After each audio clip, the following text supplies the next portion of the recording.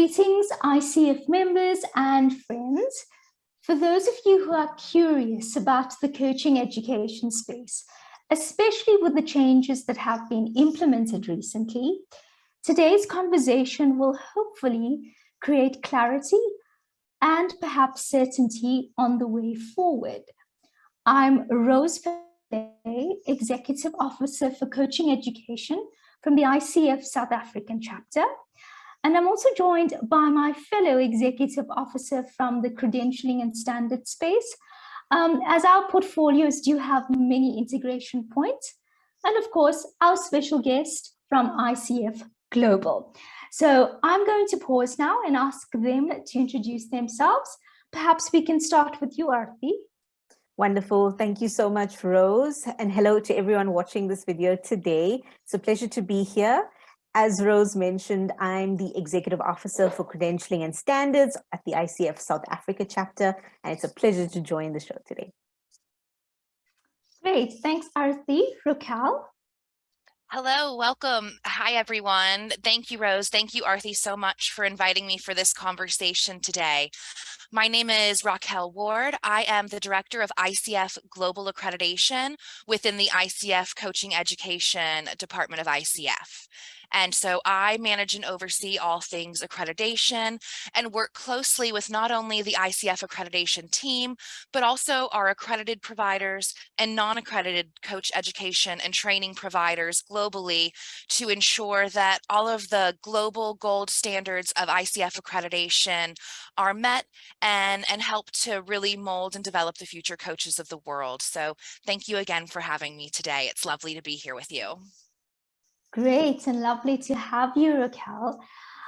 So let's get to it. I'm really interested about how all of these changes and updates have started. Yeah. And so maybe, Rockelle, if you can just share with us what has informed the evolution of the ICF coaching education.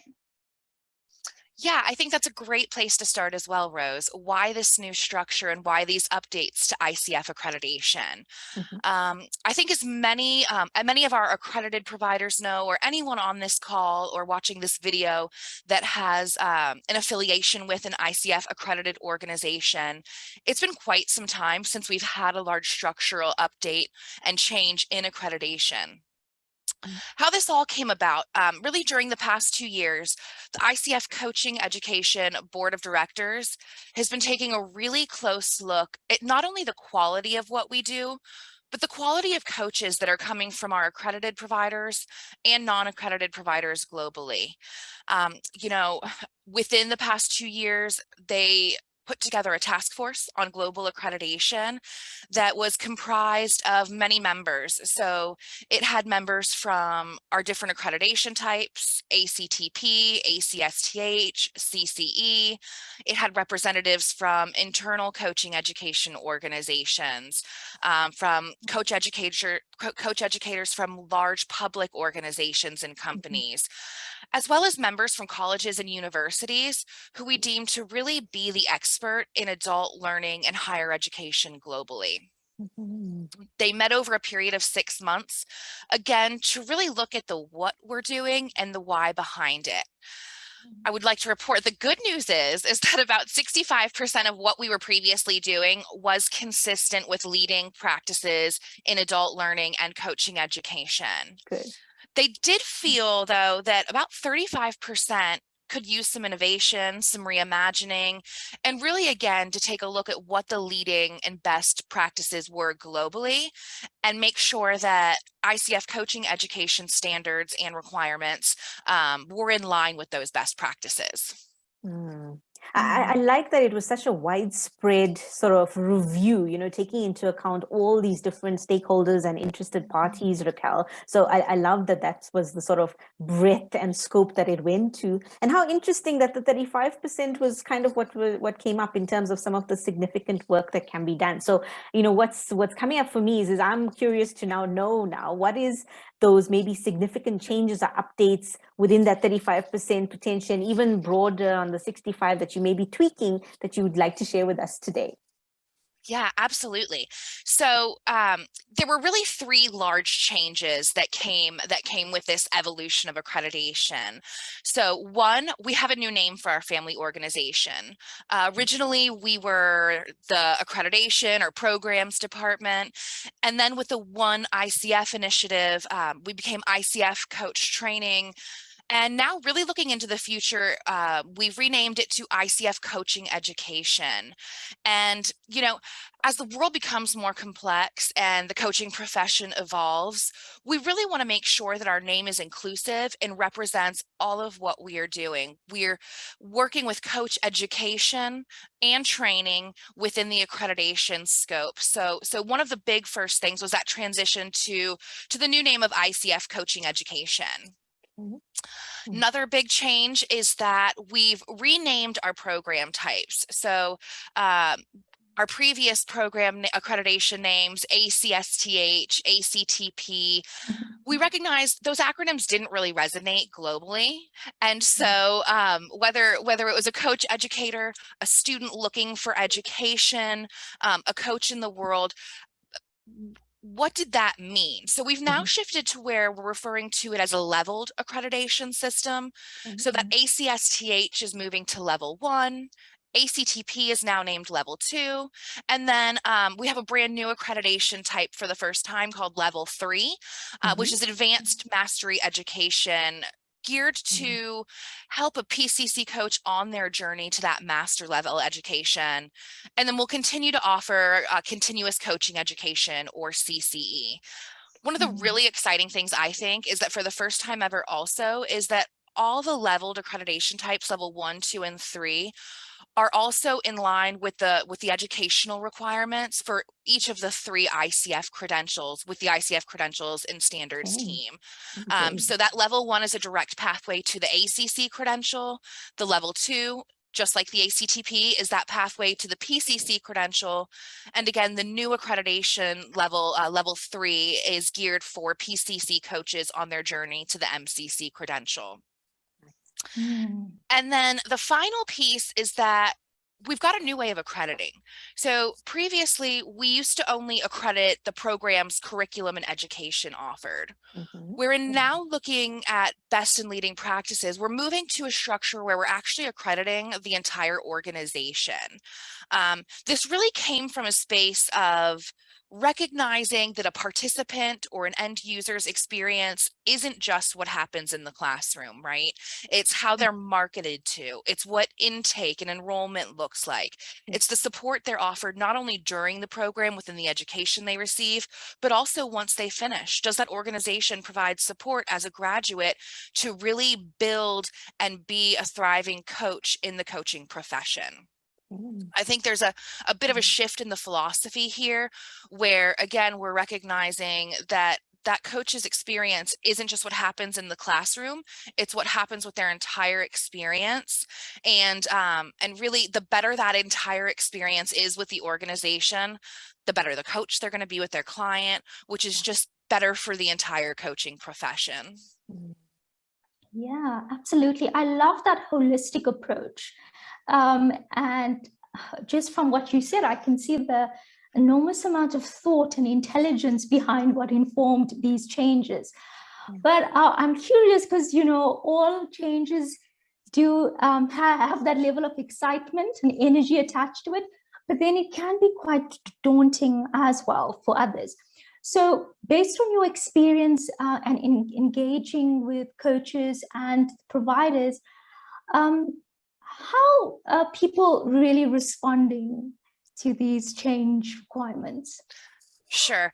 You know, I think the first thing that ICF Coaching Education and the accreditation team wanted to recognize is that change is hard, right? It can be challenging, especially as you're trying to walk through, what does this mean for my organization? What does this mean for my students? What does this mean for my previous graduates and my incoming participants that, you know, hopefully will guide to a successful graduation?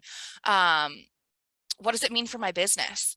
And so, yes, we have had, I think at first it's only natural to kind of have that, this is a lot, this is scary, how do I work through this? You know, I think the entire ICF as an organization wants to do whatever we can to support, our members, our credential holders, our accredited education providers. And so that's really the approach that we had before we even launched all of these updates, is what type of support are we going to put into place? So I think that while, we've gotten really positive response, I think part of that is because these updates and recommendations that were passed by the Coaching Education Board of Directors came from coach educators. The task force was comprised of people who do this for a living as well, because to us, those were the experts, someone who is in the classroom, someone who is developing curriculum, someone who's developing not only their faculty and administrators, but also those future coaches. And so really having that that mindset in the task force that put these recommendations forth to the board of directors, I think was instrumental to the success of this evolution. And so I think that while at times, there have been conversations where it's how do we walk you through this and support you? The overall feedback that we've gotten is that this is beneficial to their participants, which makes it beneficial to the coach educators. And the space I try to come from is just the coaching profession is evolving so rapidly, and there's so much growth and development happening. To me, it's just innate and makes sense that as the profession evolves, so will the standards and requirements to ensure that participants and students are receiving the best, most rigorous, thorough education, so that when they leave that educational program, that they're able to step into the coaching profession and know what those holistic coaching conversations entail and how to better support and lead their clients through those conversations. I mean, I think that's beautiful to know that you're being at the forefront of those changes, adapting it as you need to, and that you're saying that this evolution is overall successful in terms of what people were kind of looking for, even though they may not have known it at the time. I think that's really beautiful, Rockelle. And as Rose was saying, as much as the success is there, that daunting, that challenge is probably still underlying. As you said, you're getting some of those queries coming through. So if you could share, what are some of the challenges that the coaching service providers may be coming through to you in terms of the accreditation process? And certainly, is there anything sort of specific or nuanced for coaching service providers in the South African context that maybe our watchers today might find really useful to know about and how to navigate? Sure. So, yeah, I think that at first glance, moving from shifting to just accrediting curriculum to now accrediting the organization, there are several touch bases that we're now taking, right? We're looking at, does the organization have certain policies and business operations in place to support not only the participant and student, but to support the organization? And so I think that, at first glance, it's very different than what we were doing before, when we were just accrediting the curriculum within the program and and not the organization as a whole. And so for me, I think, again, the shift in looking at these 7 standard areas that have now been introduced, which include, of course, the education and training and teaching and instruction as previously included in accreditation, they're all a lot of measures that most organizations already have in place. And so what we have tried to do to support, those accredited providers and those interested in accreditation in South Africa, as well as globally, is put some very, we've committed to supporting and partnering with everyone in both group settings, on an individual basis, and also in creating resources for our stakeholders, our members, our accredited providers to be able to use to support them in this transition. And so currently we hold accreditation Q&A sessions every month. So there's one offered at 9 a.m. Eastern New York time and 7 p.m. Eastern New York time, once a month. The next one is coming up August 30th. So we would love to have anyone that's interested in attending and wants to ask questions and just kind of hear more about the evolution of accreditation in more of an open forum setting. We also have moved just recently to a regional support and service model for the first time now, where, you know, kind of how ICF breaks up the 3 regions globally of the world. There is a dedicated ICF accreditation excellence manager that is committed to providing that support and that partnership on a continuous basis, as opposed to, you know, just emailing, which you can still do, but just emailing a support email address and waiting to hear back from someone. We actually have dedicated staff to each of the 3 regions. So in South Africa, Ellie, or Elizabeth, her full name's Elizabeth, but she also goes by Ellie Harris Medina, is working with all of our European, Middle East, and African providers in that dedicated space, as well as, of course, Maria Lester, who is our global CCE manager for CCE accreditations. You know, another big support system we've launched this year is the ICF Global Knowledge Community. That is going to be a benefit of accreditation. So currently it's just open to our accredited providers, but here's where we host a multitude of events. There's a resource library that not only ICF staff contributes to, but all of our community members contribute to as well. So, and that also has a regional page as well as a global page. There's a discussion board where we see a lot of providers come and say, this is something that I'm struggling with in my coaching business or my coaching school. What do other providers do to navigate these, you know, these issues? Or I just launched this brand new initiative and it has been so successful, and here's how I want to share it. So it's really been a space, while there will always be competition, there's always the room for collaboration as well, to meet with your peers who are experts in the industry and share your best practices, share your challenges, opportunities for professional development as well. So really excited that that global knowledge community has launched. And I think it's a continuous conversation. So I think, to me, some of the most productive conversations are when someone comes to me and says, this is a challenge I have. How can we provide resources for it? How can we make this less challenging? How do we navigate through this? It's something new to us. And I think that you would find from anyone in one ICF and ICF Coaching Education that we appreciate that partnership. We appreciate that opportunity to support and collaborate. And I think we're just really excited to see our team grow so that we're, again, able to offer that dedicated support that we previously haven't been in the past as a smaller team. Yeah, indeed. Oh, wow, just hearing you talk about the support mechanisms in place is quite remarkable, because I think a lot of us are still naive about what ICF Global has on offer. So thanks for creating that clarity. Perhaps I want to just hone in a little bit about into the support to assist with the transition. And maybe this is a future orientated question. So, but just given the conversation around diversity at the moment, is there any support from Global for CE providers to offer more diverse, inclusive type training, maybe in languages outside of English, or even sign language as an example? Yeah. Is there any conversation like that happening?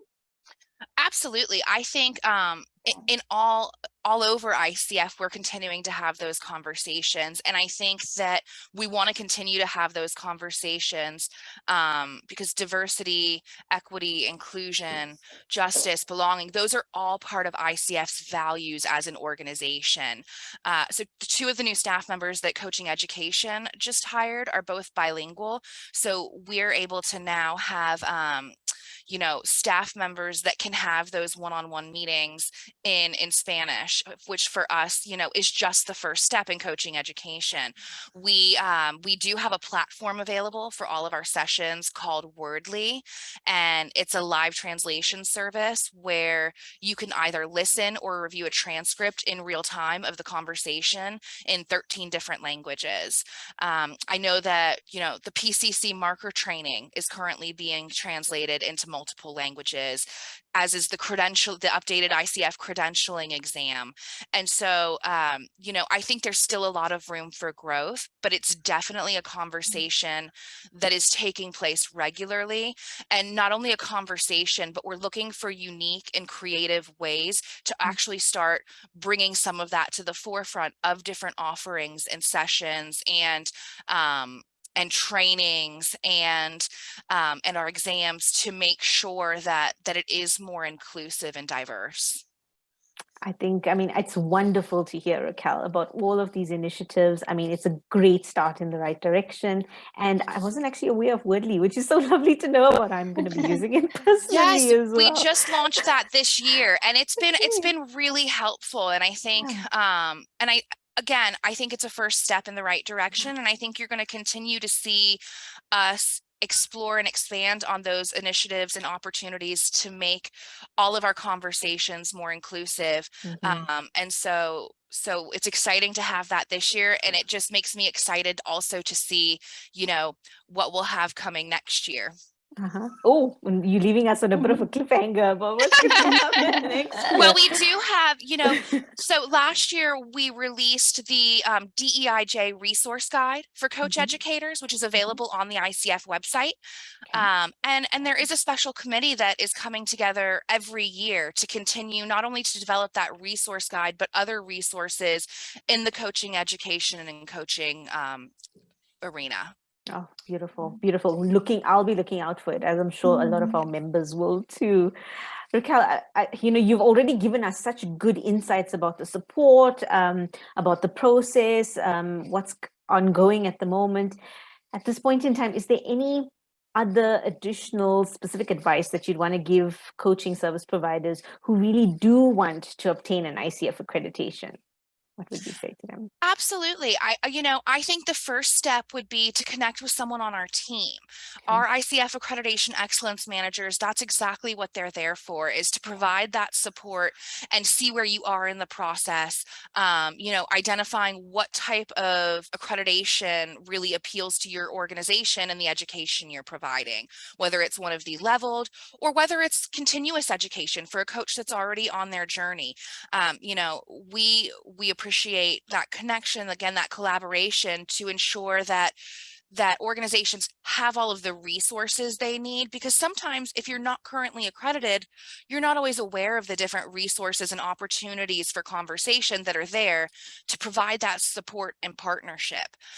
So, you can reach out to us at support@coachingfederation.org.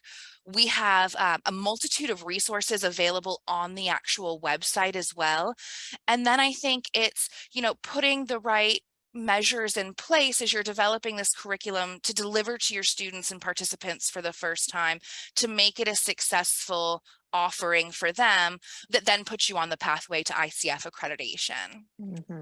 Brilliant. Wow.